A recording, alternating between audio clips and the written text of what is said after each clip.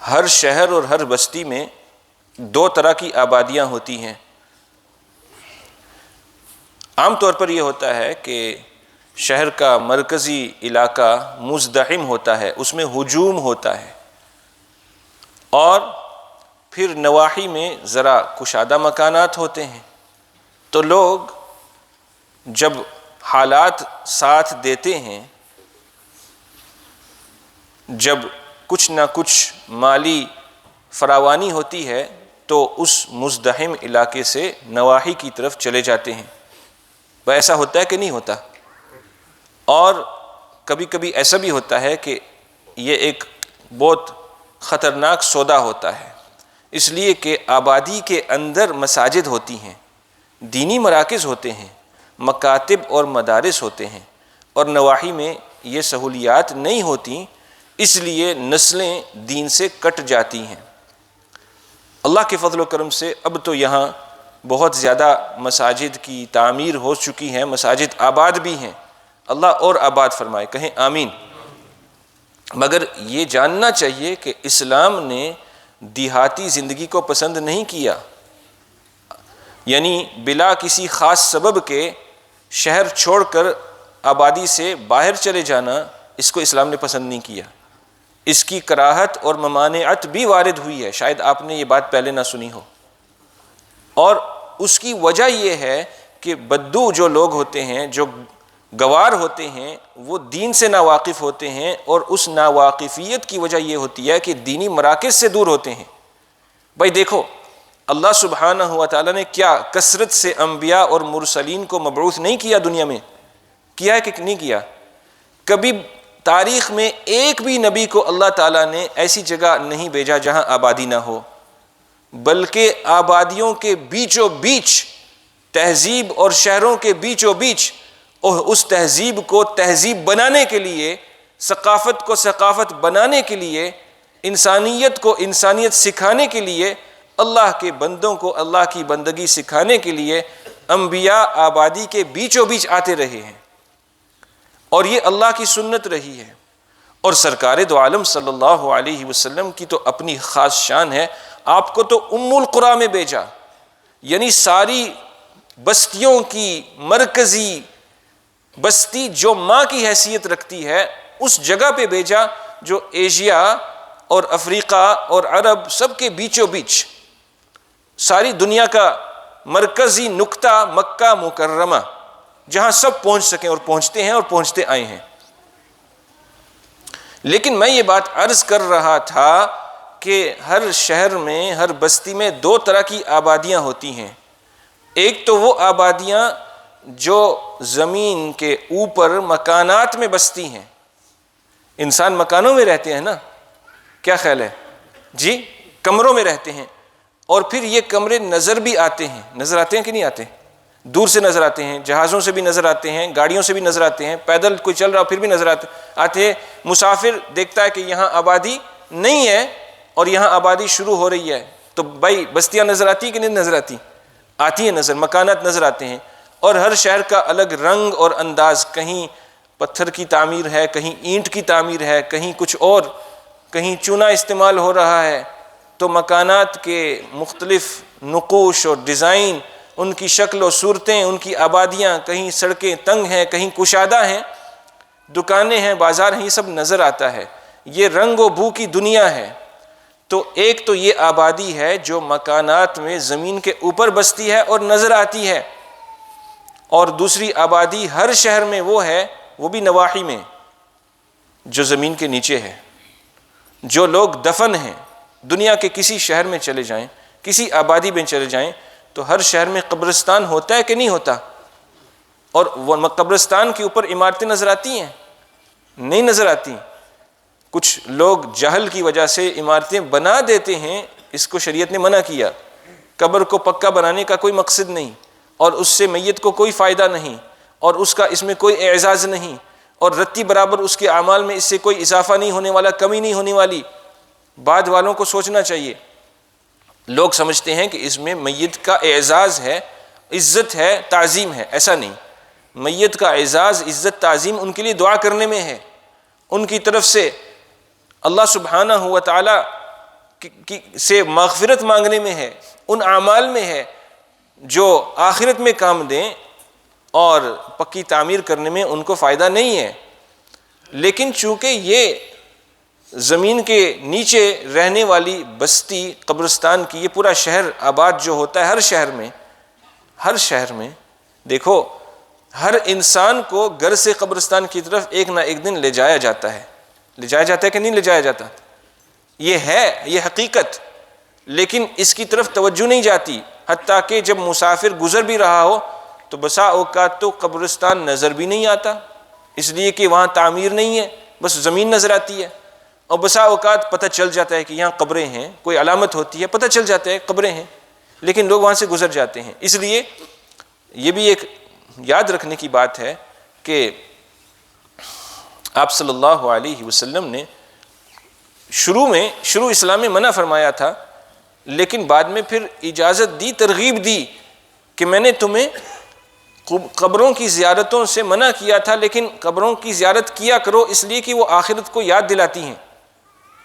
تو اگر کوئی انسان اس نیت سے جائے کہ یہ میری عاقبت، میرا انجام ہے، مجھے اتنی سی جگہ ملنی ہے، جو پلاٹ خریدے جاتے ہیں، زمینیں خریدی جاتی ہیں، پھر میراث میں تقسیم ہوتی ہیں، جھگڑے ہوتے ہیں، لوگ کورٹ کچہری میں جاتے ہیں دنیاوی طور پر، تو جو پلاٹ ہر انسان کے لیے متعین ہے، جتنا ایک مسلح کی جگہ بلکہ اس سے بھی زیادہ تنگ، جس میں چٹ لیٹ سکیں، سیدھا لیٹ سکیں، اور اس میں کوئی کارپیٹ نہیں، کوئی بچھونا نہیں، کوئی بسترا نہیں، کوئی تکیہ نہیں، کوئی رنگ و روغن نہیں، کوئی سردی گرمی سے حفاظت کا سامان نہیں، کوئی منقش چھت نہیں جس میں فانوس اور لائٹیں جلائی جائیں، کوئی دروازہ نہیں، کوئی کھڑکی نہیں، کوئی ساتھ بیٹھنے والا نہیں، کوئی ریڈیو ٹی وی کچھ نہیں، کوئی کھانا پینا نہیں، خوشبو کا انتظام، انس مؤانست کچھ بھی نہیں، بس انسان ہے اور انسان کے اعمال ہیں جو اچھی بری شکلیں اختیار کر لیتی ہیں۔ میں نے آپ کے سامنے 2 آیتیں تلاوت کی ہیں سورۃ تکاثر کی، ان کا مختصر ترجمہ کرتا ہوں۔ اللہ تعالیٰ فرماتے ہیں، یہ اس سورۃ کا نام ہے سورۃ تکاثر، اور تکاثر کا لفظ کثرت سے نکلا ہے، اور تکاثر کا مطلب کثرت حاصل کرنے کے لیے آپس میں مقابلہ کرنا، کثرت حاصل کرنے کے لیے آپس میں کیا کرنا؟ کیوں بھائی؟ مقابلہ کرنا، یعنی دنیا میں یہی چل رہا ہے نا، دنیا کی ریس کہ مجھے زیادہ مل جائے، وہ کہتا ہے مجھے زیادہ مل جائے، تو آپس میں بڑھنے کے لیے انسان دوڑ لگاتا ہے۔ تو اللہ تعالیٰ فرماتے ہیں الہاکم التکاثر، آپس کا یہ مقابلہ کہ زیادہ ملے، اس نے تمہیں غفلت میں ڈال دیا، اور یہ غفلت کب تک رہی؟ حتی زرتم المقابر، یہاں تک کہ تم نے قبروں کی زیارت کی۔ تو آخری انجام قبروں کا ہے، اور جب انسان قبر میں پہنچ جائے گا تو یہ دنیا کی ریس، دوڑ بھاگ سب بھول جائے گی، اور اس کی کوئی حیثیت نہ رہے گی۔ دیکھیے، ہم جب سفر کرتے ہیں اور کہیں 2-4 دن بھی ٹھہرنے کا ارادہ ہوتا ہے، بلکہ ایک رات بھی کہیں ٹھہرنا ہو، تو وہاں کا انتظام کیا جاتا ہے نا۔ کیا خیال ہے؟ اگر 12 گھنٹے کہیں ٹھہرنا ہو، پوری رات گزارنی ہو، تو کہاں ٹھہریں گے؟ کسی کے ہاں ٹھہریں گے مہمان بن کے، یا کرائے پہ مکان لیں گے، کمرہ لیں گے، ہوٹل بک کریں گے، اور پھر کھانے پینے کا کیا نظام ہوگا، اور پھر سفر کے اندر بھی ساتھ میں لباس کا انتظام کیا جاتا ہے کہ لباس ساتھ لے جائیں، دوائی ساتھ لے جائیں، آرام کا سامان ساتھ لے جائیں، اور پھر آگے کا جو سفر ہے اس کے لیے توشہ لے جایا جاتا ہے۔ تو سارا انتظام کیا جاتا ہے، اور پھر انسان گھر سے چلتا ہے۔ ایسا ہوتا ہے کہ نہیں ہوتا؟ کیوں بھائی؟ تو مسئلہ یہ ہے کہ یہ اسفار جو ہیں ان کا تعلق زمین کے اوپر کے حصے سے ہے، جس کا ابھی ہم تذکرہ کر رہے تھے، لیکن جو نیچے کا سفر ہے چونکہ وہ نظر نہیں آتا، اس کا تعلق اس رنگ و بو کی دنیا سے نہیں ہے، اس لیے اس کے بارے میں ہم سوچتے بولیں نہیں، اور سوچنا چاہیے، اس لیے کہ آخری انجام وہی ہے۔ انسان کو، ہر انسان کو، یعنی جب روح نکل جاتی ہے تو انسان اس قابل نہیں ہوتا کہ وہ خود اپنے کپڑے اتارے اور احرام کی طرح کفن کی چادریں خود اپنے اوپر اوڑھے، وہ اس قابل نہیں ہوتا۔ وہ تو اس قابل بھی نہیں ہوتا کہ اپنی آنکھیں بند کر سکے۔ اس کو سیدھا کیا جاتا ہے، جب روح پرواز کر جاتی ہے تو بدن کو سیدھا کیا جاتا ہے، ہاتھوں کو سیدھا کیا جاتا ہے، اور پھر کپڑا لے کر جبڑے کے نیچے اوپر سے گزار کر گاٹھ لگا دی جاتی ہے تاکہ منہ کھلا نہ رہ جائے، اور آنکھوں کو بند کر دیا جاتا ہے، اور پھر کپڑے اتار دیے جاتے ہیں، اور پھر دوسرے لوگ سطر کی حفاظت کرتے ہوئے غسل دیتے ہیں، میل کچیل کو دور کرتے ہیں۔ اب اپنا ہاتھ اپنے بدن پہ نہیں پھر رہا، اور اس کے بعد پھر خوشبو لگاتے ہیں اکرام کے طور پر، اور پھر کفن کی چادریں اوڑھتے ہیں۔ یہ کام دوسرے کر رہے ہیں، دو بندے ایک انسان کو سہارا دے رہے ہیں، اس لیے کہ وہ بیٹھ بھی نہیں سکتا، لیٹ بھی نہیں سکتا۔ وہ گھڑی جو آپ کے ہاتھ پہ ہے، وہ فون جو آپ کی جیب میں ہے، وہ چابیاں، وہ کریڈٹ کارڈ جو آپ لے کر پھرتے ہیں، وہ رقم، نقدی، وہ جوتے، جرابیں، کوئی چیز باقی رہنے والی نہیں ہے، سب ختم۔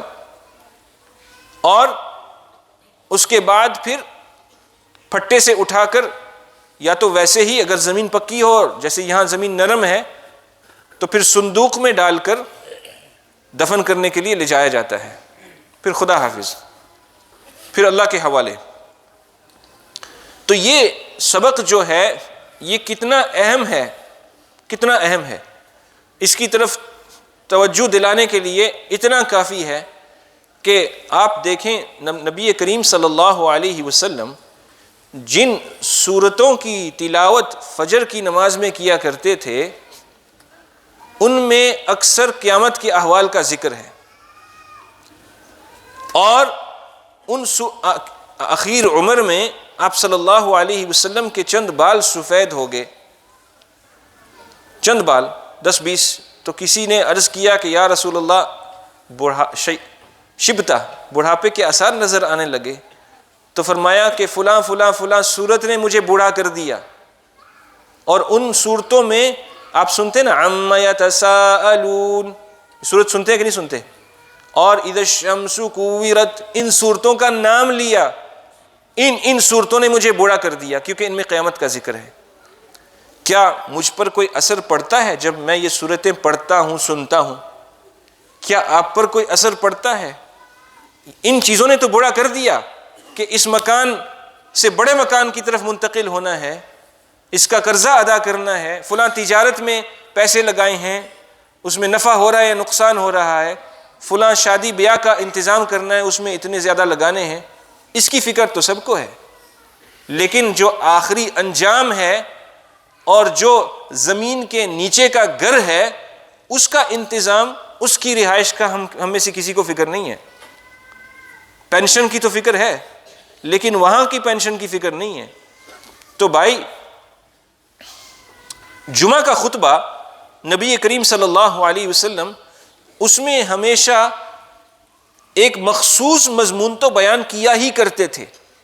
وہ کون سا مضمون ہے؟ آپ بھی سنتے ہیں، چلا آ رہا ہے، اللہ کا ڈر۔ تو اللہ کا ڈر کیا چیز ہے؟ اللہ کا ڈر، تقوی، وہ صفت ہے جس سے انسان گناہوں سے بچے اور جس کی وجہ سے طاعتوں کا اہتمام کرے اور اللہ کی ملاقات کے لیے تیاری کرے۔ اصل خلاصہ اور اصل نچوڑ یہی ہے۔ اللہ سبحانہ و تعالی مجھے بھی اور آپ کو بھی عمل کی توفیق عطا فرمائے، اور موت سے پہلے موت کے لیے جو جن اعمال کی پوچھ ہونی ہے، جہاں خدا جانے کتنی مدت گزارنی ہے، اس کے لیے اہتمام کرنے کی توفیق عطا فرمائے۔